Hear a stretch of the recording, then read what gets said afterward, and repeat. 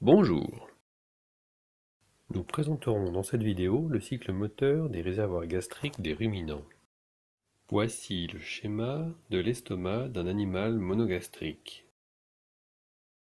Cet estomac est en continuité avec l'œsophage, dont il est séparé par le cardia.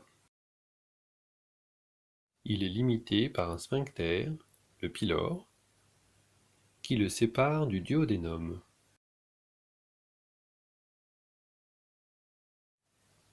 Les réservoirs gastriques des ruminants se présentent comme ceci. Un rumen, ou panse, avec de grands replis. Un réticulum, ou réseau. Un omasome, ou feuillet. Un abomasome, ou caillette, qui est l'analogue de l'estomac des animaux monogastriques. Ces cavités sont séparées par des structures particulières.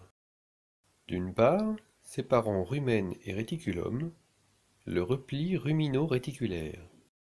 Sa contraction délimite le lieu de passage entre rumen et réticulum, logiquement nommé l'orifice rumino-réticulaire.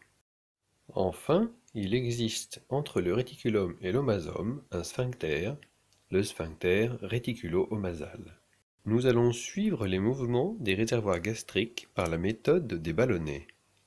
En plaçant ces sondes de pression dans les différentes cavités, nous pourrons suivre sur le polygraphe les contractions ou dilatations de ces cavités. Au début du cycle moteur, les cavités sont au repos. L'orifice rumino-réticulaire est ouvert, de même que le sphincter réticulo-omasal. Puis on observera dans l'ordre une contraction du réticulum et de l'omasome, ainsi qu'une fermeture du sphincter réticulo-omasal. Puis un relâchement. Une contraction du réticulum et du repli rumino-réticulaire, accompagnée cette fois-ci d'une ouverture du sphincter réticulo-omasal et d'une dilatation de l'omasome.